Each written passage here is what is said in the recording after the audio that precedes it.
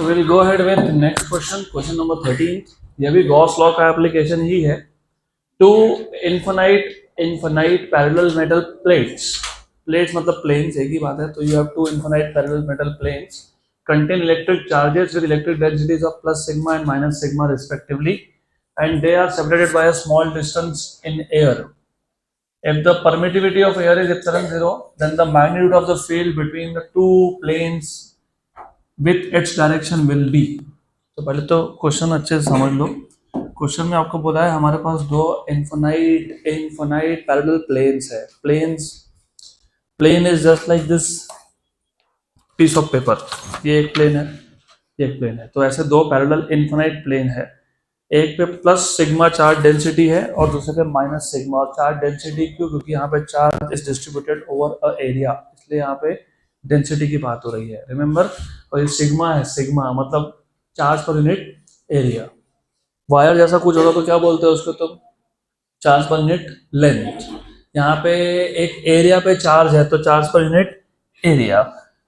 तो you have, late us say this is one plane. अभी मैं इसको सिर्फ एक लाइन से रिप्रेजेंट करने वाला हूँ. मैं पूरा डायग्राम नहीं ड्रॉ कर रहा हूँ. I am just representing it with the help of lines. तो ये एक प्लेन है, ये दूसरा प्लेन है. एक पे जो चार्ज डेंसिटी है वो प्लस सिग्मा है और एक पे डेंसिटी है वो माइनस सिग्मा है. Two infinite parallel metal planes containing electric charges with charge density plus sigma and minus sigma. They are separated by a small distance in air. So the distance between these two is, let us say, d. इन दोनों में distance जो है we will call this as d, small d. आगे बोला है आपको, if the permittivity of air is epsilon zero, then the magnitude of electric field between the two planes. तो ये जो दो planes है इसके बीच में इलेक्ट्रिक फील्ड का कितना मैग्नीट्यूड होगा. मैं काम करता हूँ, मैं इसको थोड़ा क्वेश्चन को एक्सपांड करके टोटल फील्ड यहाँ पे और यहाँ पे तीन जगह पे फाइंड करेंगे. एक काम करेंगे, इसको बोलेंगे रीजन नंबर 1, इसको बोल देंगे रीजन नंबर 2 और इसको बोल देंगे रीजन नंबर 3. तो region number 1 is to the left of first plate. Region number 2 is between the first and second plate. And region number 3 is to the right of third plate. क्योंकि पहले इस type का और एक question आया NEET का PYQ था. आपको बोला था कि रीजन 1, 2 और 3 में इलेक्ट्रिक फील्ड की वैल्यू बताओ. तो वैसे टाइप का क्वेश्चन, तो दो क्वेश्चन एक साथ सॉल्व हो जाएंगे हमारे. तो region 1 is to the left of first plate, region 2 is between first and second plate, and region 3 is to the right of second plate. पहला प्लेट क्या है? पॉजिटिव. दूसरा क्या है? नेगेटिव. एंड अगर आपको याद होगा, हमने लास्ट लेक्चर में एक क्वेश्चन सॉल्व किया था जिसमें आपको एक कंडक्टर के सरफेस के पास में इलेक्ट्रिक फील्ड का वैल्यू कितना है पूछा था. याद है क्या? लास्ट लेक्चर में ही हुआ है. Sigma by epsilon zero. Sigma by, हाँ. तो कंडक्टर का शेप कुछ भी हो, चाहे वो स्पेरिकल कंडक्टर हो, चाहे वो एक प्लेन पे चार्ज हो, मतलब बेसिकली एक प्लेट है उस पे चार्ज है, चाहे वो स्फीयर हो, चाहे वो ऐसा एक प्लेन हो, उसके पास में अगर पूछा होगा तो उसका वैल्यू हमेशा क्या आता है? Sigma by epsilon zero. क्या आता है? Sigma by epsilon zero. अभी भूलना नहीं इसको, डू नॉट फॉरगेट. याद रखना. अब फिलहाल टेम्पररीली मैं इस सेकेंड प्लेट को गायब करता हूँ, वापस लाएंगे बाद में. ये पहला प्लेन पॉजिटिवली चार्ज है कि नेगेटिवली चार्ज है? What is the direction of electric field due to a positive charge? Away. इसका मतलब यहाँ पे जो इलेक्ट्रिक फील्ड है ना वो अवे है. वो क्या है? अवे है. ऐसा है वो. तो ये हो गया पहले प्लेन का इलेक्ट्रिक फील्ड अवे, क्योंकि वो पॉजिटिवली चार्ज था. गुड. देन, और याद रखो मैंने अभी बोला कंडक्टर का शेप कुछ भी हो, कंडक्टर के पास में अगर इलेक्ट्रिक फील्ड फाइंड करना होगा तो वो क्या आता है? Sigma by epsilon zero. तो ये E1 की वैल्यू कितनी है? Sigma by epsilon zero. अब एक काम करेंगे, अब दूसरा प्लेट वापस ड्रॉ करूंगा मैं. सिर्फ मैं कलर चेंज कर रहा हूँ जानबूझ के, इंटेंशनली. राइट. ये हो गया सेकेंड प्लेट एक ही बात है. इस पे डेंसिटी कितना है? Minus sigma. Very good. अब यू नीड टू रिमेंबर, ये माइनस सिग्मा मतलब ये नेगेटिव प्लेट है। नेगेटिव प्लेट का इलेक्ट्रिक फील्ड का डायरेक्शन क्या होता है? टूवर्ड्स। तो ये जो E2 आएगा, E2 is the field due to second plate, ये होगा towards second plate, towards second plate. तो यहाँ क्या टूवर्ड्स, तो ये भी E2 है, ये भी E2 है और ये भी E2 है। और जैसे मैं तुमको बोला कि कंडक्टर का शेप कुछ भी हो, what is the electric field? Sigma by epsilon 0। अब रीजन नंबर 1 में और रीजन नंबर 3 में what do you think, what will be the net electric field? 0। क्यों? Because you have E1 and E2 which have same magnitude but opposite direction, cancellation. और यहाँ पे cancellation. तो region number 1 और 3 में क्या हो गया? इलेक्ट्रिक फील्ड कैंसल हो गया। तो region number 1 and 3, remember region number 1 और 3 में इलेक्ट्रिक फील्ड हो जाएगा 0। तो electric field in region 1 and in region number 3 कितना? 0। कितना आया? 0। अब मैं थोड़ा सा चेंज करूंगा, मैंने जानबूझ के वहाँ फॉर्मूला गलत लिखा सो दैट तुमको एग्जाम में याद रहे। आई टेल यू व्हाई, बताता हूँ। हमने ये फॉर्मूला जब डिराइव किया था वो किसके लिए किया था? किसके लिए किया था? स्पीयर के लिए। किसके लिए किया था? अब जो स्पीयर था उस केस में electric field was only pointing away in all direction, बराबर। लेकिन प्लेन शीट के केस में क्या होता है? प्लेन शीट के केस में थोड़ा अच्छे से समझ लो आप ऐसा, स्पीयर या कंडक्टर का शेप कुछ भी हो, उसके पास में इलेक्ट्रिक फील्ड का फॉर्मूला क्या होता है? Sigma by epsilon 0। यहाँ तक करेक्ट। बट अब रिमेंबर, अगर मेरे पास ये वो प्लेन शीट है, इसका इलेक्ट्रिक फील्ड कितना होगा? Sigma by epsilon 0। और ये पॉजिटिव है क्या? हाँ। तो पॉजिटिव के केस में इलेक्ट्रिक फील्ड डायरेक्शन क्या होता है? तो यहाँ से भी अवे और यहाँ से भी अवे। तो जो सिग्मा बाय एप्सिलॉन 0 है उसका आधा पार्ट यहाँ से जा रहा है, आधा पार्ट वहां से। तो यहाँ पे लिखते वक्त साथ में पता है क्या लिखेंगे? Half and half. It is only because half field is going in one direction and the half in other direction.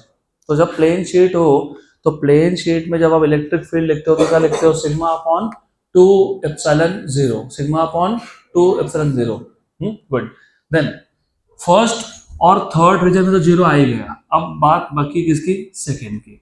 तो सेकेंड रीजन में डू यू सी इन दोनों का डायरेक्शन क्या है? सेम है। क्या है? सेम है। Very good. तो यहाँ क्या लिखेंगे? E1 plus E2। और ये सेम तो है लेकिन towards plate 2। What is plate 2? Minus sigma. याद रखना, थोड़ा ध्यान देना। Towards negatively charge plane. तो टुवर्ड्स नेगेटिवली चार्ज्ड प्लेन।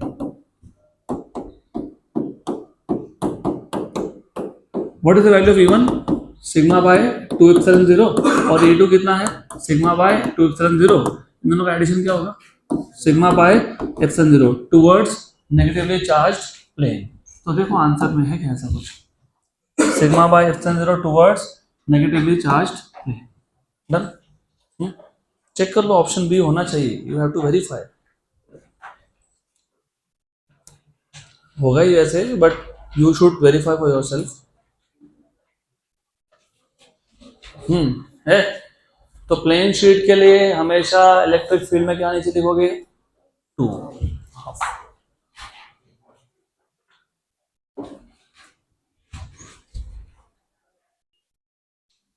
चलो अगला क्वेश्चन। Next question. तो ये फॉर्मूला याद कैसे रखना, समझा ना? स्पीयर के केस में what is the field near the sphere? Sigma by epsilon 0। उधर हाफ क्यों नहीं किया? क्योंकि स्पीयर के अंदर इलेक्ट्रिक फील्ड लाइन जाते नहीं है। याद है क्या? Electric field lines can not go inside the conductor. तो वहां पे पूरा फील्ड से बाहर जा रहा है। यहाँ पे प्लेन होने की वजह से आधा और आधा, तो इसलिए आधा।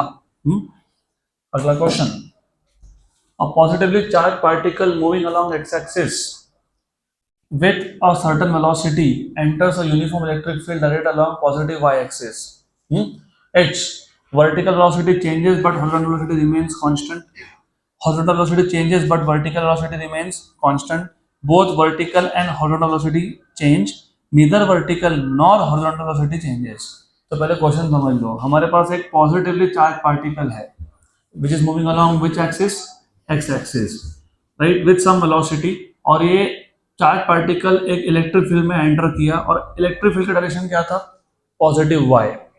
तो पहले मैं डायग्राम ड्रॉ कर देता हूँ, वैसे तो बिना डायग्राम के भी क्वेश्चन होने वाला है सॉल्व, बट एनीवेज, तो this is, let us say this is x axis, this is y axis. Electric field का डायरेक्शन क्या बोला है तुमको, positive y, positive y, positive x नहीं, वो तो चार्ज पार्टिकल का डायरेक्शन था ना। इलेक्ट्रिक फील्ड का डायरेक्शन क्या है, positive Y. What is the direction of electric field from positive charge to negative. तो electric field is from positive to negative, मतलब नीचे पॉजिटिव है ऊपर नेगेटिव है, याद रखना। अब इसमें एक चार्ज पार्टिकल एंटर कर गया, और चार्ज पार्टिकल कौन था, पॉजिटिव था कि नेगेटिव था, पॉजिटिव था। कौन था, पॉजिटिव। तो पहले वो ऐसा जा रहा था स्ट्रेट, जैसे वो इलेक्ट्रिक फील्ड में एंटर किया, ये पॉजिटिवली चार्ज पार्टिकल है, what do you think what will happen, direction change, ऐसे जाएगा वो, हाँ अरे ऐसे ही जाएगा वो, पॉजिटिव है नेगेटिव की तरफ अट्रैक्ट होगा वो, बराबर, हाँ कि ना। हाँ, और आपको पूछा है कि इसका वेलोसिटी चेंज कौन से डायरेक्शन में होगा, वर्टिकल में होगा, हॉरिजॉन्टल में होगा, दोनों में होगा, दोनों में नहीं होगा। वेलोसिटी चेंज होना मतलब क्या होना, acceleration. Very good. How do you find out acceleration, F equal to ma, yes or no, a equal to f by m, yes no, yes, very good। Vertical direction मतलब कौन सा direction, y, और horizontal मतलब कौन, x, बराबर। और ऊपर से what is f, is it q into e, yes, ऐसे होता है ना, force is charge into electric field, हाँ कि ना। तो इलेक्ट्रिक फील्ड में जब एक चार्ज पार्टिकल एंटर करेगा, उसका एक्सेलरेशन का y कंपोनेंट, कौन सा कंपोनेंट, चार्ज तो सेम है, मास भी सेम है, लेकिन इलेक्ट्रिक फील्ड का y कंपोनेंट, ओके। और x कंपोनेंट क्या होगा, q बाय m इंटू ई एक्स। अच्छा एक बात बताओ मेरे को, x डायरेक्शन में इलेक्ट्रिक फील्ड है क्या, नहीं, नहीं है ना। इलेक्ट्रिक फील्ड का डायरेक्शन क्या है, y, x है क्या, तो e x की वैल्यू क्या है, तो ax क्या हो गया, अगर ax 0 हो गया मतलब पता है क्या हुआ, x डायरेक्शन में एक्सेशन नहीं है, मतलब वेलोसिटी कांस्टेंट है।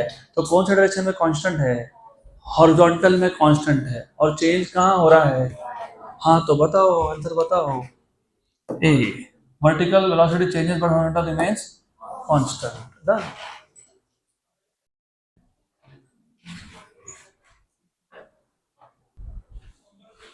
ओके, तो नेक्स्ट क्वेश्चन, इसको मैं ओरली भी खत्म कर सकता था, लेकिन यू हैव टू नो कि इक्वेशंस कैसे बनाने हैं। I would have told you electric field है वाई डायरेक्शन में, चार्ज आ रहा है ऐसा, तो फोर्स लगेगा सिर्फ वाई डायरेक्शन में, जिस डायरेक्शन में फोर्स होता है उस डायरेक्शन में एक्सेशन भी होता है, तो एक्सेशन कौन से डायरेक्शन में होगा, वाई, और एक्स में होगा क्या, नहीं। ये तो हमने प्रोजेक्टाइल मोशन में भी देखा था, प्रोजेक्टाइल मोशन में मैंने क्या बोला था, एक्स डायरेक्शन के अलॉन्ग वेलोसिटी कांस्टेंट होता है, क्योंकि एक्स की वैल्यू क्या होती है, 0। तो डायरेक्ट भी आंसर आ जाता है इसका, but you have to know how to relate different physical quantities. अगला क्वेश्चन, अब पॉजिटिवली चार्ज, वही है क्या वापस रिपीट हो गया, चलो कोई बात नहीं। Next question 15 number, a conducting sphere of radius 20 cm is given a charge of 16 microcoulomb. What is the electric field at the center? What is the electric field at the center? You know electric field at the center is 0, क्योंकि electric field inside the conductor is 0। Solve करने का कोई मतलब नहीं है यहाँ पे, you are not supposed to solve this। electric field at the center is 0, good, और 0 होना चाहिए आंसर में, they should be giving 0, 0 है, okay।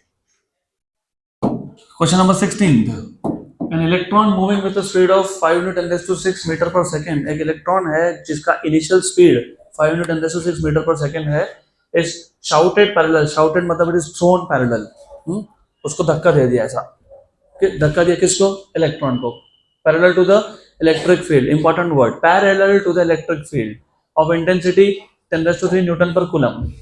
Field is responsible for the retardation of the motion of electron. कितना समझाया है तुमको, कितनी हेल्प कर रहा है तुम्हारी, तुमको बोल दिया कि जो इलेक्ट्रिक फील्ड है ना, it is responsible for retardation, मतलब वो इलेक्ट्रॉन को स्लो डाउन कर रहा है, इलेक्ट्रॉन को स्लो डाउन कर रहा है, कौन स्लो डाउन कर रहा है, इलेक्ट्रिक फील्ड।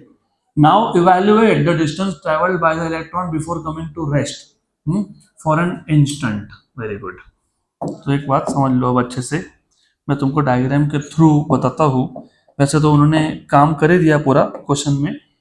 इलेक्ट्रिक फील्ड में ऑलवेज रिमेंबर, इलेक्ट्रिक फील्ड में This is positive, this is negative because electric field is directed from positive to negative. इस इलेक्ट्रिक फील्ड में एक इलेक्ट्रॉन को हमने शाउट कर दिया, एक्चुअली वो वर्ड गलत यूज किया है, they should have said something else, but anyways I will say they are basically pushing the electron parallel to the electric field. तो इलेक्ट्रॉन को ऐसा पुश कर दिया in the direction of electric field, और ये जो इलेक्ट्रॉन है it was moving with some speed u, और उसकी वैल्यू दी है, और इलेक्ट्रिक फील्ड की वैल्यू दी है, और डेफिनेटली क्योंकि इलेक्ट्रॉन नेगेटिवली चार्ज पार्टिकल है कि नहीं, और सामने भी कौन है, तो नेगेटिव नेगेटिव में क्या होगा, रिपल्शन, और रिपल्शन जब होता है तो रिटार्डेशन होता है, और उन्होंने क्लियरली बोल दिया रिटार्डेशन है, और रिटार्डेशन है इसका मतलब जो इलेक्ट्रॉन है उसका स्पीड क्या होता जा रहा है, कम, और कम होते होते होते होते होते होते फाइनली एक पॉइंट पे आके इलेक्ट्रॉन टेम्पररीली रुकेगा. बोलोगे टेम्पररीली क्यों रुकेगा, फिर उसको ये अट्रैक्ट करेगा ना, हाँ फिर ये वापस जाएगा, तो टेम्पररी तो रुकेगा, कितना डिस्टेंस के बाद रुकेगा, d या फिर s. आपको बस यही पूछा है कि ये s बताओ, और इस s का एक नाम है, इसको बोलते हैं स्टॉपिंग डिस्टेंस. क्या बोलते हैं, स्टॉपिंग डिस्टेंस. मैं तुमको इसका फॉर्मूला बना के दे देता हूँ and then you can use it later for such examples. अच्छा तुमको तुमको v दिया है, तुमको u दिया है, बराबर, हाँ कि ना, गुड. तुमको s पूछा है, क्या पूछा है, s पूछा है ना, s. तो ऐसा कौन सा इक्वेशन है जिसमें v u और s आए, v square equals to u square plus 2as. Very good.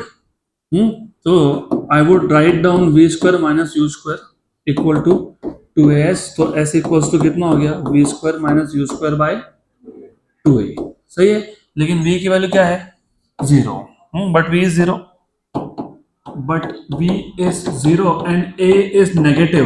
क्यों नेगेटिव, रिटार्डेशन.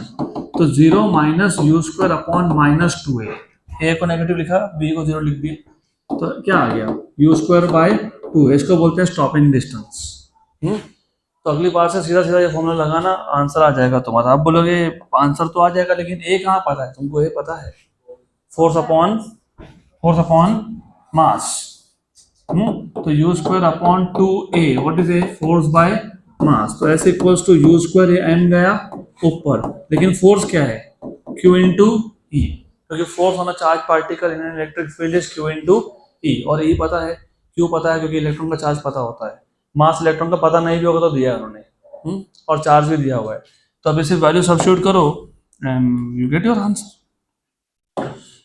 तो s equal to you square, what was u, 5 into 10 raised to 6, 5 into 10 raised to 6 का स्क्वायर मीटर पर second. ठीक है, उसके बाद m, what is mass of electron, 9.1, मतलब 9 दिया इन्होंने, ठीक है, 9 into 10 raised to minus 31 kg. ये हो गया u square m upon 2qe, what is charge on electron, 1.6 into 10 raised to minus 19, what is electric field का वैल्यू, 10 raised to 3, ये 10 raised to 3 दिया हुआ है. पक्का पक्का, इसको सॉल्व करो. 5 स्क्वायर कितना, 25 इंटू कितना 9, ये 10 raised to प्लस 12, और ये माइनस 31, तो कितना माइनस 19, ये कितना 3.2, और ये कितना 10 raised to minus 16. पक्का पक्का, sure sure, good. Minus 19 minus 16 कितना, माइनस 3. और एक काम करो, I just don't like this, इसको हटाओ यहाँ से, इसको 10 raised to minus 20 कर दो, यार डेसिमल्स को रिमूव कर दिए. तो कितना हुआ अभी, हाँ 17 हुआ, पर फिर वो टोटल कितना हुआ, -2. तो ये -2, तो कितना आई, व्हाट इज 25 9 जा 225 बाय 32, व्हाट इज 225 बाय 32,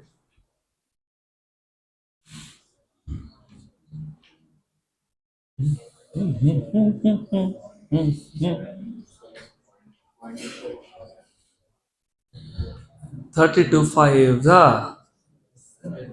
160, 32 2 जा 64, व्हाट इज 160 एंड 64, 224. तो ये आ गया 1 और 7 जा.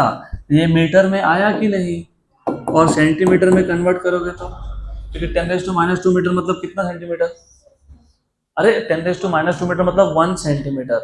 तो मीटर में अगर आंसर होगा तो 7 into 10 raised to minus 2 होगा, सेंटीमीटर में होगा तो 7 सेंटीमीटर होगा. कितना होगा, 7 सेंटीमीटर. कितना 7 centimetre.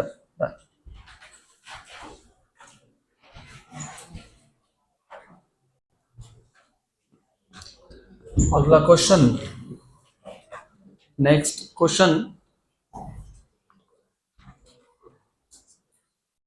if an insulated non-conducting sphere of radius r has charge density rho, the electric field at a distance r from the center of the sphere will be। देखो अब ये क्वेश्चन भी तुमको confuse करने वाला question है। Insulated, पहली बात तो इंसुलेशन मतलब जैसे फॉर एग्जांपल हमारे पास जो वायर्स है अभी है, तो यहाँ पे you will also be able to remember from now onward what is the meaning of insulation. ये जो वायर है ये एक्चुअली वायर ये नहीं है, इसके अंदर का जो मेटालिक पार्ट है वो वायर है, उसके ऊपर हमने ये रबर का मटेरियल लगा के रखा हुआ है सो दैट हम अगर उस वायर को पकड़ते तो हमको करंट नहीं लगना चाहिए। इसको बोलते हैं इंसुलेट करना।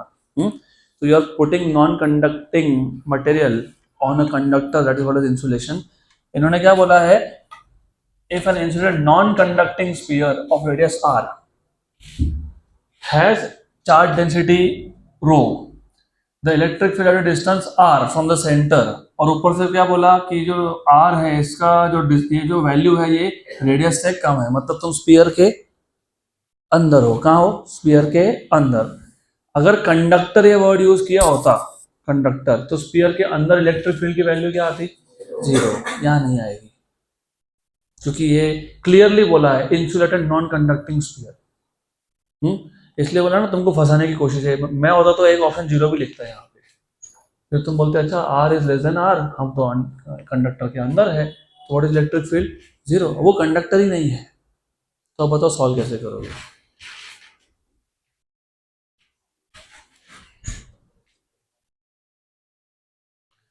तो चलो मैं बता देता हूँ उसको सॉल्व कैसे करते हैं। इसको सॉल्व करने के लिए एक स्टैंडर्ड फॉर्मूला याद रखो, मैं फॉर्मूला बता देता हूँ आपको। Just remember the formula. हमारे पास अगर एक नॉन कंडक्टिंग स्फीयर हो और इस पे अगर चार्ज हो, नॉन कंडक्टिंग स्फीयर पे अगर चार्ज हो, बाय द वे ये जो स्फीयर है इसका जो रेडियस है, रेडियस वो कैपिटल R है। क्या है? Capital R। और आपको जिस पॉइंट पे फील्ड फाइंड करना है, लेट अस से P पॉइंट, वो स्फीयर के अंदर है eight a distance of small r। तो ऑलवेज रिमेंबर दिस, याद रखना। पक्का पक्का याद रहेगा। तो इस केस में इलेक्ट्रिक फील्ड इनसाइड का जो फॉर्मूला आता है ना, वो होता है 1/4 pi epsilon 0 q small r by r cube. क्या आता है? q small r by r cube, where what is small r? What is small r? What is small r? It is the distance of the point where you want to find out electric field from the center. What is capital R? Capital R is हाँ radius। अब ये formula याद रखना, लेकिन ये strictly inside का case है। It is for inside, मतलब r less than capital R। अब हमको आंसर दिया है in terms of density, in terms of density. और ये डेंसिटी रो कौन सा है? ये चार्ज डेंसिटी। क्या है ये? What is charge density? Charge upon area की वॉल्यूम, एरिया की वॉल्यूम, एरिया की वॉल्यूम, एरिया की वॉल्यूम, वॉल्यूम। तो ये क्लियरली रो लिखा हुआ है, rho. Sigma is charge upon area, ये क्या लिखा हुआ है? Rho, charge upon volume. तो एक काम करना है, चार्ज को क्यू को अलग करो, इसको अलग करो। किया क्या अलग अलग? एप्सिलॉन 0 को भी साइड में लिख देते हैं, तो r बाय एप्सिलॉन 0 अलग कर दिया, क्या बचा? 4 पाई r क्यूब। क्या बचा?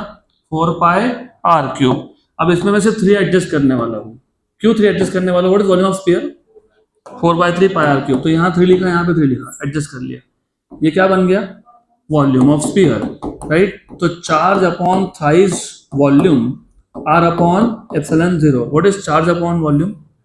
डेंसिटी। क्या है ये? डेंसिटी। तो ये क्या आ गया? Rho r upon 3 epsilon 0। Rho r upon 3 epsilon 0।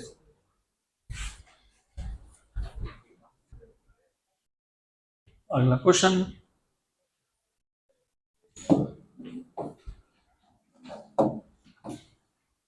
the wrong statement about electric lines of force is these originate from positive charge and end on negative charge। Yes, ये तो करेक्ट है। उन्होंने क्या पूछा है? Wrong. They do not intersect each other at a point, ये भी correct है। They have the same form, they have the same form for a point charge and a sphere. हो सकता है अगर मेरे पास पॉइंट चार्ज पॉजिटिव है और स्फीयर भी पॉजिटिव है, दोनों केस में electric field lines are away. They have physical existence? No, because they are just imaginary lines. This is wrong statement. They do not really exist, they are just imaginary. अगला question, an infinite charge produce an infinite line charge produce. तो हमारे पास एक infinite line है, उस पर जो charge है वो क्या प्रोड्यूस कर रहा है? A field of 7.182 into 10⁸ newton per coulomb at a distance of 2 centimetre. The linear charge density is. Very simple. तो थोड़ा सा भी तुमको गॉस लॉ और थोड़ा गॉस लॉ का एक और एप्लीकेशन सीखना पड़ेगा इसके लिए, तो ध्यान देना। ये 12th का तुम्हारा पहला टॉपिक बनना चाहिए था, लेकिन मैं अभी बता देता हूँ, तो just pay attention here. What you have is you have a straight infinite straight line. तो हमारे पास एक इन्फिनाइटली स्ट्रेट वायर है, वायर, और इस इन्फिनाइट स्ट्रेट वायर का ये है एक्सिस, दिस इज एक्सिस। और अगर आपको याद होगा, मैंने बोला था कि जब जब गॉस लॉ अप्लाई करोगे तो कुछ चीजें याद रख लेना। उसमें से एक चीज थी कि जो कंडक्टर है, जिसके ऊपर चार्ज है, उसका रेडियस हमेशा क्या मानते हैं हम लोग? Capital R. क्या लेते हैं? Capital R. तो मैंने आपको नोटेशंस एकदम क्लियरली समझाए थे कि याद रखना, हम लोग जब गॉस लॉ अप्लाई करेंगे तो दो सरफेसेस होते हैं। एक है फिजिकल रियल सरफेस जिसके ऊपर चार्ज है, वो कंडक्टर है, उसका रेडियस क्या लेंगे? आर। और एक सरफेस इमेजिनरी है जिसको तुम गॉसियन सरफेस बोलते हो। और वो क्यों ड्रॉ किया जाता है? क्योंकि गॉस लॉ अप्लाई करना है। मान लेते हैं कि यहाँ पे एक पॉइंट है P, I can take P point any valid say over here. तो इस पी पॉइंट का एक्सिस से डिस्टेंस, कहाँ से डिस्टेंस? एक्सिस से। स्पीयर के केस में कहाँ से distance? Centre of the sphere से। यहाँ पे कहाँ से डिस्टेंस? एक्सिस से। कितना डिस्टेंस है एक्सिस से? Small r. कितना है? Small r. बराबर। हमको इस पॉइंट पे फाइंड करना है इलेक्ट्रिक फील्ड। अगर फाइंड करना है इलेक्ट्रिक फील्ड, मैं डायरेक्ट फॉर्मूला बता सकता था, लेकिन नहीं बताऊंगा। I will just derive the whole formula here now. तो याद है क्या, गॉस लॉ में हमको चार्ज को क्या करना पड़ता है? एनक्लोज। क्या करना पड़ता है? एनक्लोज। और हमें ये भी याद है क्या, मैंने बोला था कि चार्ज को एनक्लोज करने के लिए हम इमेजिनरी सरफेस लेते हैं, जिसका नाम क्या था? Gaussian surface. और फिर ये भी याद होगा कि गॉसियन सरफेस का शेप वही होता है जो कंडक्टर का शेप हो। यहाँ पे कंडक्टर क्या है? वायर है, और वायर का शेप क्या होता है? सिलेंड्रिकल। तो यहाँ पे गॉसियन सरफेस का शेप क्या होगा? तो यहाँ पे मैं गॉसियन सरफेस ड्रॉ करता हूँ सिलेंड्रिकल शेप में। हाँ, सिर्फ इतना डिफरेंस है कि जो वायर है वो इन्फिनाइट है, और हम जो गॉसियन सरफेस लेते हैं ना, वो फाइनाइट लेते हैं, वो इन्फिनाइट नहीं लेते हम लोग। तो Gaussian surface will be drawn in the form of a cylinder of finite length. तो ये एक सिलेंड्रिकल शेप का हमारे पास आ गया गॉसियन सरफेस। तो you have a Gaussian surface of cylindrical shape, more or less. ऐसा आया, ऐसा आया, आया आया, पक्का पक्का श्योर। अब ये जो गॉसियन सरफेस है, इसका नया नाम है गॉसियन सिलेंडर, और उसका रेडियस कितना है? Small r. कितना है? Small r. यहाँ से लेके यहाँ तक का डिस्टेंस। और इसके लेंथ को मान लेते हैं एल। क्या मान लेते हैं? एल। गुड। फिर मुझे अगर इलेक्ट्रिक फील्ड फाइंड करना है पी पॉइंट पे, तो मैंने आपको बताया था कि क्या तीन ही स्टेप्स है। स्टेप नंबर 1, गॉस लॉ लिखो। याद है क्या Gauss law? Integration E bar dot ds bar equals to charge enclosed upon epsilon 0, equation number 1. Correct. Then number 2, इसका लेफ्ट हैंड साइड सॉल्व करो। नंबर 3, इसका राइट हैंड साइड सॉल्व करो, और वो दोनों इक्वेशन यहाँ सब्स्टिट्यूट कर दो। तो पहले लेफ्ट हैंड साइड सॉल्व कर लेंगे इक्वेशन का। Integration E bar dot ds bar, what is E bar dot ds bar? EDS cos theta. और ये ds क्या होता है? फिर मैंने ये भी बताया था कि जिस पॉइंट पे तुमको इलेक्ट्रिक फील्ड फाइंड करना है, वहां पे एक स्मॉल एलिमेंट लोगे, एरिया एलिमेंट। सबका ध्यान यहाँ पे चाहिए, कोई भी नीचे ऊपर देखेगा नहीं, यहाँ पे मतलब यहाँ पे।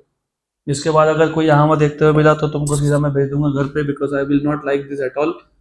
तो जिस पॉइंट पे तुमको इलेक्ट्रिक फील्ड फाइंड करना है, उस पॉइंट पे तुम एक स्मॉल एरिया एलिमेंट कंसीडर करते हो। ये एरिया एलिमेंट गॉसियन सरफेस का होता है, क्योंकि फ्लक्स गॉसियन सरफेस में से पास होता है।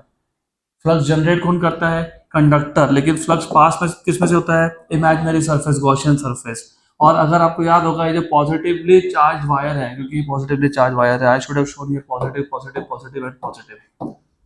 तो पॉजिटिवली चार्ज वायर का जो इलेक्ट्रिक फील्ड का डायरेक्शन होता है वो क्या होता है? अवे की टूवर्ड्स अवे। तो मतलब इलेक्ट्रिक फील्ड का जो डायरेक्शन है, इलेक्ट्रिक फील्ड का डायरेक्शन है वो तो अवे ही है।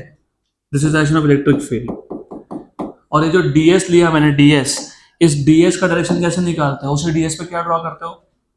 परपेंडिकुलर। तो ds पे परपेंडिकुलर ड्रॉ किया, उसका डायरेक्शन भी क्या आया? सेम। तो थीटा कितना आया? 0। थीटा कितना आया? 0। जब तुम स्पीयर के लिए फाइंड कर रहे थे तो भी 0 था, यहाँ पे भी क्या है? 0 है। तो थीटा कितना आया? 0।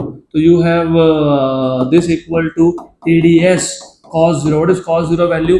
1। तो ये आ गया EDS, और E आ गया इंटीग्रेशन के बाहर। आप बोलोगे बाहर क्यों निकाला? क्योंकि इंटीग्रेशन से बाहर कौन आता है? कांस्टेंट। और इलेक्ट्रिक फील्ड दो ही चीज पे डिपेंड करता है, चार्ज और डिस्टेंस का स्क्वायर। अभी ये P पॉइंट जहां तुम इलेक्ट्रिक फील्ड फाइंड कर रहे हो, तुम यहाँ ले लो या यहाँ ले लो या यहाँ ले लो या फिर यहाँ पे ले लो, कहीं भी लो, चार्ज क्या है? सेम है। डिस्टेंस क्या है उसका? सेम है। तो इन पॉइंट का डिस्टेंस क्या है? सेम है। मतलब इलेक्ट्रिक फील्ड इस पूरे गॉसियन सिलेंडर पे क्या है? सेम है। सेम होना मतलब यूनिफॉर्म होना, मतलब कांस्टेंट होना। कांस्टेंट है तो वो क्या आ गया? बाहर। और अंदर कौन रह गया? Integration ds। किसका इंटीग्रेशन? ये सर हाँ, ये स्मॉल स्मॉल एलिमेंट्स का इंटीग्रेशन। ये स्मॉल एलिमेंट्स कंडक्टर पे है कि गॉसियन सरफेस पे है? हाँ, तो what is the total surface area of a cylinder? वो तो वॉल्यूम हुआ ना। देखो, ये है सिलेंडर, इसने टोटल कितना स्पेस ऑक्यूपाई किया उसको बोलते हैं वॉल्यूम। उसमें तुम क्या करते हो? Pi R square into height, right? जब मैं बोल रहा हूँ सरफेस एरिया, तो सिर्फ सरफेस का एरिया, अंदर का नहीं, सिर्फ सरफेस। सिर्फ सरफेस मतलब circle. What is circumference of circle? 2, वापस pi R square, 2 pi R, 2 pi into length, 2 pi R into, हाँ, तो what is surface area? 2 pi R L. और लॉजिकली डायमेंशनली सोचोगे, 2 पाई कांस्टेंट है, r is l/1 and l length is l/1, तो l/1 कितना हो गया? l/2।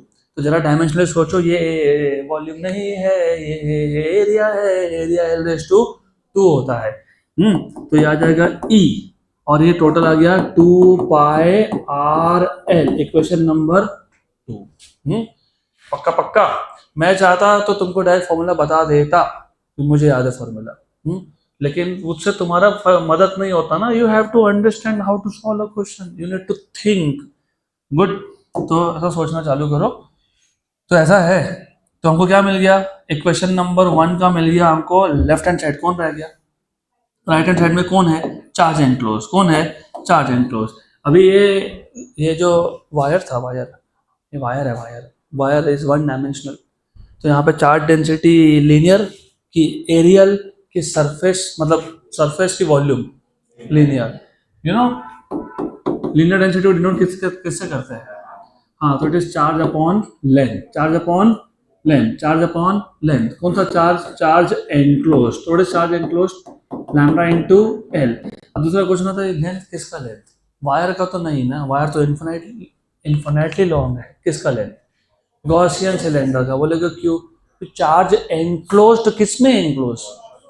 तो गॉसियन सिलेंडर के अंदर चार्ज कितना है वही तो देख रहे हो। हाँ, बराबर। अभी मैं बोल रहा हूँ इस क्लास के अंदर स्टूडेंट कितने, तो इसी क्लास के स्टूडेंट गिनूंगा कि बाजू वाले क्लास के भी गिनूंगा साथ में, है ना? तो तुम जब चार्ज एनक्लोज बोल रहे हो तो उस गॉसियन सिलेंडर के अंदर कितना चार्ज, तो लेंथ भी किसका? गॉसियन सिलेंडर का। हो गया, बराबर। तो what is charge enclose by epsilon 0? Lambda L by epsilon 0, equation number 3। फिर मैंने क्या बताया था? ये इक्वेशन 2 और 3 कहाँ सब्स्टिट्यूट हो गए? 1 में। कहाँ होंगे? 1 में। So therefore from 1 to 3, from 1, 2 and 3, E बार और ds बार इंटीग्रेशन वो कितना है? E into 2 pi r l equal to charge enclosed by epsilon 0. What is charge enclosed by lambda l by epsilon 0? l और l क्या हो गया? Cancel हो गए। तो E क्या आ गया? E ये इधर शिफ्ट कर दो। कर दिया क्या? 1/2 pi epsilon 0 lambda by r. सही है। हाँ, लेकिन हमको वैल्यू किसकी पता होती है? 1/2 पाई एप्सिलॉन 0 की, 1/4 पाई एप्सिलॉन 0, 4 ना। तो ये 2 को, ये जो 2 है इसको इधर लिखते हैं और इधर पता है क्या कर देते हैं? 4। तो ये हो गया एडजस्टमेंट। तो फाइनली ये आ गया तुम्हारा फॉर्मूला। ये फॉर्मूला किसका है? Electric field due to an infinitely long straight wire at a distance r from the wire. अब पढ़ो question. An infinite line charge produces the field of, मतलब किसकी वैल्यू दी है? किसकी दी है? E की, बराबर। एट अ डिस्टेंस ऑफ मतलब किसकी दी है? R की। और क्या पूछा है? लीनियर चार्ज डेंसिटी, मतलब कौन पूछा है? अभी तुम कर पाओगे इसको solve. What is the value of E? What is the value of E? 7.182 7.182 into 10 raised to 8। कुछ नहीं, मैं E की वैल्यू सब्स्टिट्यूट कर रहा हूँ। If you want, I will write down this formula once again. E equals to 1 upon 4.70 to lambda by R. What is this value? 9 into 10 raised to 9। और ये तुमको फाइंड करना है। What is R?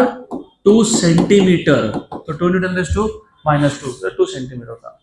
तो 2 हो गया कैंसिल, 2 कैंसिल हो गया। यस। अभी देखो थोड़ा सा अच्छे से ध्यान दो। 7.182 7.182 हो गया आंसर, हो गया ना, खत्म, डन। बाकी तो कुछ सिर्फ 10 का पावर का एडजस्टमेंट है ना 9 भी है, 9 को भूलना नहीं, डिवाइड बाय 9। वो भी गलती होती है घाई घाई में, इसके लिए बता दिया, वैसा करना नहीं। ये कितना है? 10 ये कितना है? तो इधर का 8 और इधर का 9 में से 8 कैंसिल होगा कि नहीं? कितना बचेगा? और नीचे आएगा -3, वहां से इधर आएगा तो 10⁻³ प्लस मत कर देना उसको, यहाँ डिवाइड होगा वहां पे मल्टीप्लाई होगा, ठीक, बराबर। श्योर। What is 7/9? पॉइंट 0.79 के आसपास, ठीक है। 7.182 डिवाइड बाय कितना? 9, 0.798, तो 0.798 इंटू 10⁻³ कूलम पर मीटर, क्योंकि कूलम पर मीटर आएगा तो 7.98 into 10⁻⁻4 coulomb per metre. 7.98 into 10⁻⁻4।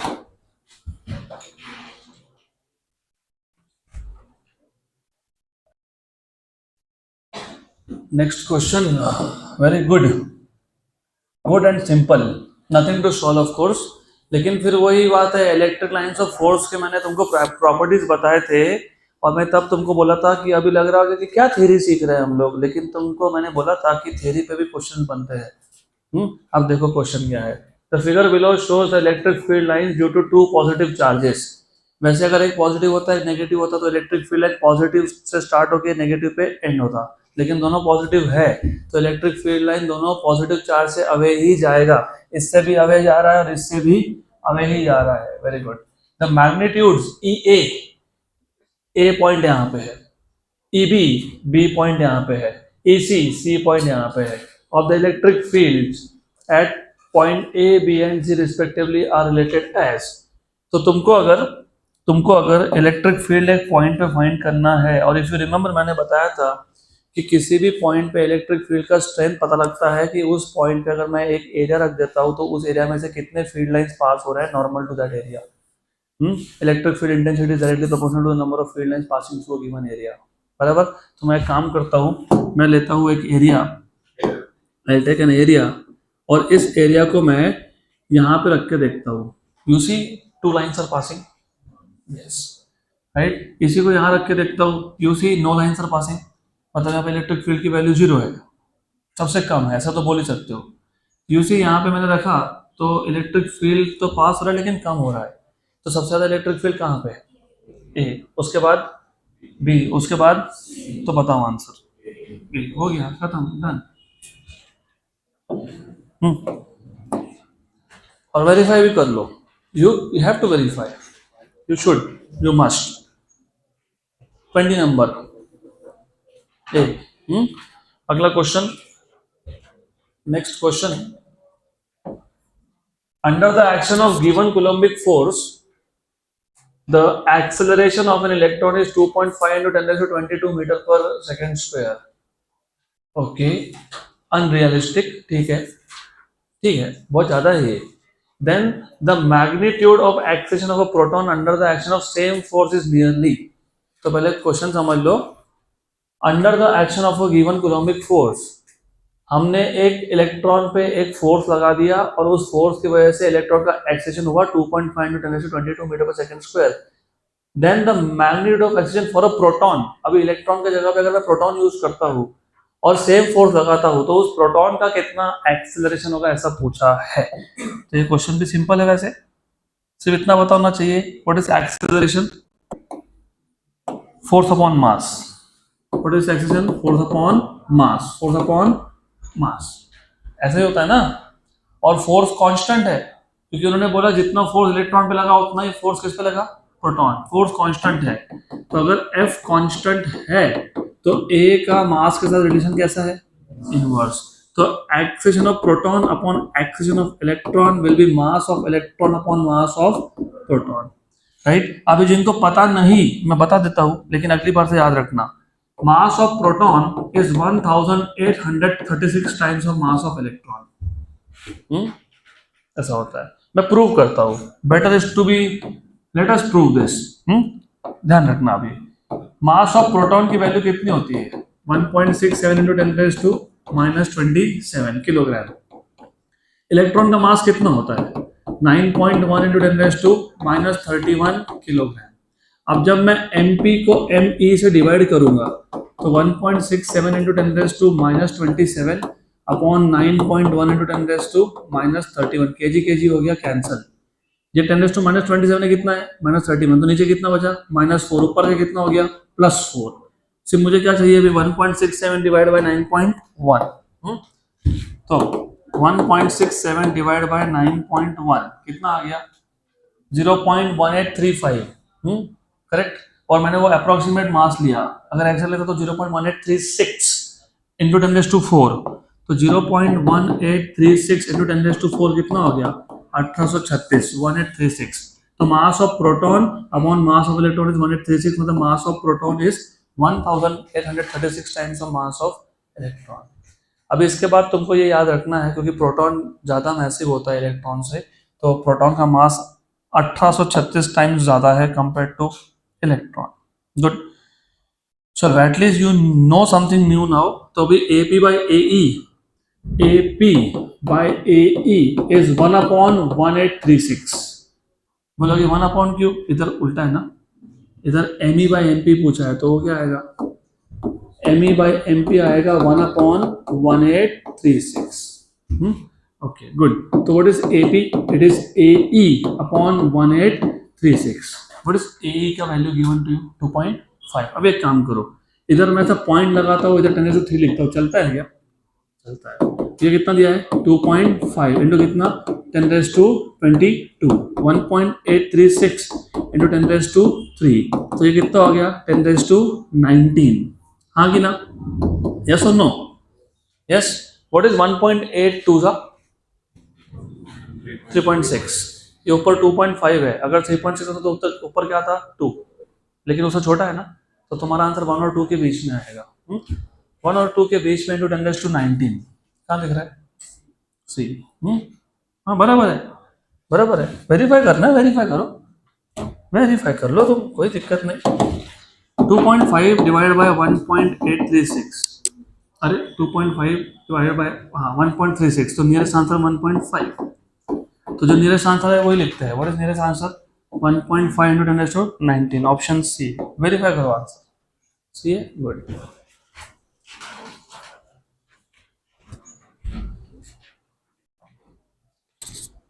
चलो नेक्स्ट क्वेश्चन, अगला क्वेश्चन।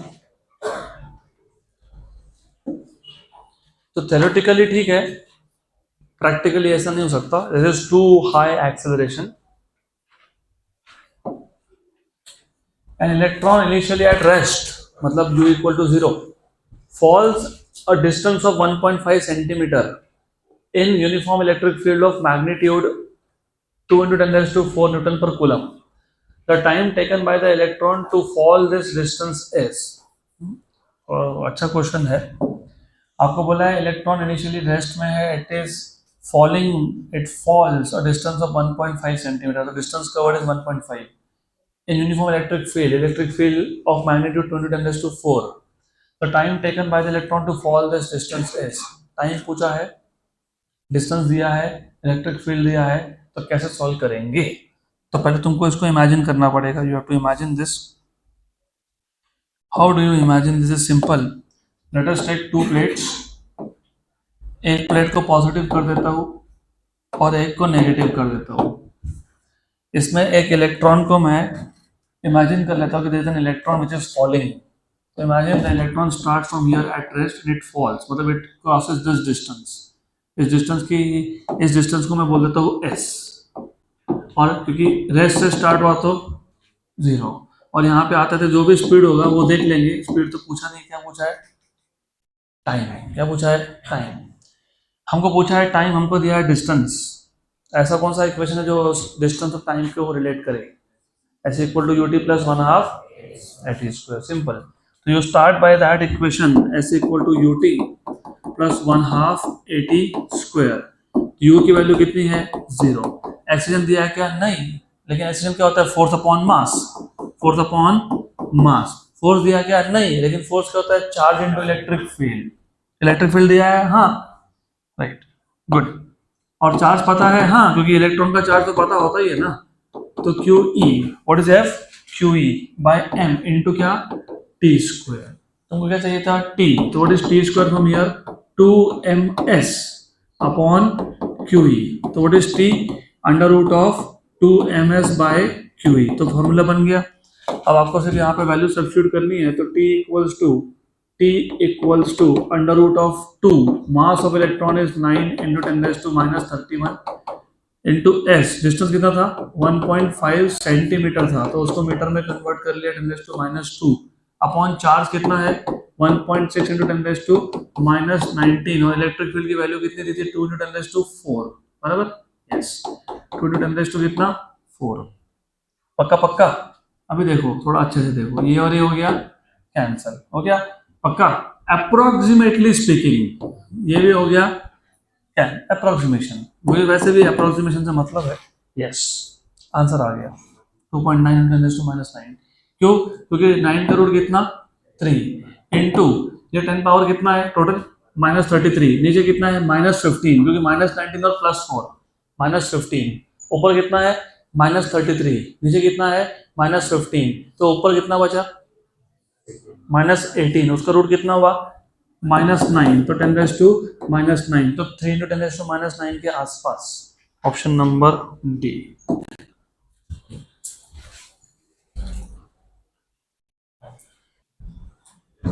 Next question. अगला क्वेश्चन. अभी ये 23, 24 and 25 is homework for you.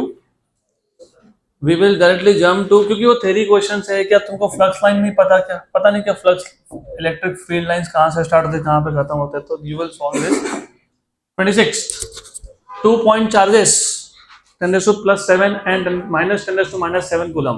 10⁻7 and -10⁻7. एक पॉजिटिव चार्ज है, एक नेगेटिव चार्ज है. बाय द वे, ये पॉजिटिव चार्ज की वैल्यू कितनी है? 10⁻7. नेगेटिव कितना है? 10⁻7. अगर डिस्टेंस कम हुआ दोनों में, अगर कम हुआ तो डायपोल बनेगा क्या? हाँ. तो are placed at A and B 20 centimetre apart. 20 centimetre apart as shown in figure. Calculate the electric field at point C. At point C, ये C point 20 centimetre apart from both A and B. मतलब ये distance भी 20 है, distance भी 20 है. तो basically ये एक इक्विलेटरल ट्रायंगल जैसा बन रहा है इन शॉर्ट. अगर आपको electric field due to electric dipole पता होगा तो शायद तुमको वहां से डायरेक्ट आंसर मिल जाए, if you remember the formula. नहीं तो फिर मैं पूरा सोल्यूशन बताऊंगा कि कैसे फाइंड करना. तो ठीक है. Anyways, we will just try to find it out directly without the formula of dipole. तो what you have is something like an equilateral triangle. यहाँ पे एक चार्ज था विच इज बेसिकली +10⁻⁻7, और यहाँ पे एक चार्ज है विच इज -10⁻⁻7. ओके, दो चार्जेस है. वन इज एट ए. तो ए पे पॉजिटिव चार्ज है. This is positive charge. Positive, I will just write down positive Q. Q की वैल्यू बाद में सब्स्टिट्यूट करता बैठूंगा मैं. This is -q. और तुमको क्या बोला है? इलेक्ट्रिक फील्ड पूछा है एट पॉइंट सी. और ये सी पॉइंट जो है ना, if you notice, this is at the equatorial line. इसलिए मैंने बोला तुमको डायपोल का फॉर्मूला याद होगा अगर, तो तुम्हारा काम आसान है. नहीं याद होगा तो ठीक है, मैं बता देता हूँ, कोई प्रॉब्लम नहीं है। ये सी पॉइंट पे तुमको इलेक्ट्रिक फील्ड फाइंड करना है। कहाँ फाइंड करना है? सी पॉइंट पे। पॉजिटिव चार्ज का इलेक्ट्रिक फील्ड टुवर्ड होता है कि अवे होता है? अवे होता है। मतलब ये जो फील्ड है ये होगा ऐसा, अवे, दिस इज अवे। तो this is electric field at point C due to charge at A. और नेगेटिव का क्या होता है? Towards, towards. तो ये आएगा ऐसा, टुवर्ड्स। तो this is electric field at point C due to charge at B, towards. Correct. Then what I will do is, मैं एक काम करता हूँ, इधर एक लाइन ड्रॉ कर देता हूँ ऐसे ही। तो I just put a line over here, एक मिनट, सम लाइन। अरे अरे रे रे रे रे रे रे रे रे रे, फाइनली, बेस, वेरी गुड। तो यहाँ पे लाइन डाल दिया मैंने। What is this angle by the way? 60, क्योंकि आई जस्ट टोल्ड यू कि ये साइड और ये साइड सेम है, तो इक्विलेटरल ट्रायंगल हो गया। ये 60 तो ये कितना है? 60। कितना है? 60। और अगर ये भी तो 60 हुआ कि नहीं, और ये 60 तो ये भी कितना हुआ? 60, करस्पॉन्डिंग एंगल। और ये जो इलेक्ट्रिक फील्ड है एट सी ड्यू टू ए, इसके दो कंपोनेंट्स करेंगे। एक कंपोनेंट यहाँ आएगा, कौन सा कंपोनेंट? Cos component. ये आ गया कॉस कंपोनेंट। और एक कंपोनेंट यहाँ जाएगा which is sine component. Okay, good. तो ये आ गया आपका ECA, ECA cos 60, और एक कौन हो गया? ECA sin 60, ECA sin 60। Similarly ECB, इसके भी दो कंपोनेंट होंगे ना, एक आएगा यहाँ पे, ये कौन सा कंपोनेंट है? साइन, और एक होगा यहाँ पे, कौन है? कॉस। तो ये आ गया ECB cos 60, और एक कौन आ गया? ECB sin 60। और ECB और ECA definitely magnitude wise equal है, क्योंकि charges involve are same and distance is also same. तो therefore electric field at C due to A and electric field at C due to B, they are magnitude wise same. मैं फिलहाल इसको E बोलता हूँ फिलहाल। और ये आएगा 1/4 pi epsilon 0 Q upon distance का square. Distance it is basically RCA या फिर RCB, दोनों डिस्टेंस क्या है? सेम है। क्या है? सेम है। तो फिलहाल मैं R बोल देता हूं, तो R का स्क्वायर। अगर ऐसा है तो vertical components will cancel out, therefore vertical components cancel out, components cancel out, और the horizontal components they will add up. So therefore resultant net electric field at C is ECA cos 60 plus ECB cos 60। और ECA और ECB की value को फिलहाल मैंने क्या बोला है? E। तो E cos 60 is 2E cos 60। What is cos 60? 1/2। कितना? 1/2। तो 2E cos 60 which is basically 2E into 1/2, मतलब कितना आया? E आया। और E कितना है? 1/4 pi epsilon 0 Q by distance का स्क्वायर। ये वैल्यू कितनी होती है? Q वैल्यू दी है 10⁻⁻7। मुझे पता है एक प्लस है एक माइनस है, मैं वैसे भी मैग्नीट्यूड की बात कर रहा हूँ। तो 10⁻⁷। डिस्टेंस कितना दिया था? 20 सेंटीमीटर। 20 सेंटीमीटर मतलब 2 × 10⁻⁻1, 20 × 10⁻²। तो 2 × 10⁻1 का स्क्वायर क्या आएगा? स्क्वायर। पक्का पक्का? हाँ कि ना? तो 9/4, 9/4, 10⁻9 और -7 मतलब 10⁻2, और नीचे -2, वो ऊपर गया +2, तो 10⁻4। पक्का पक्का? श्योर? Good good, 100%। 9/4 इज 2.25। कितना? 2.25 इंटू 10⁻4 न्यूटन पर कूलम या फिर वोल्ट पर मीटर। 2.25 into 10⁻4, 2.2 into 10⁻4।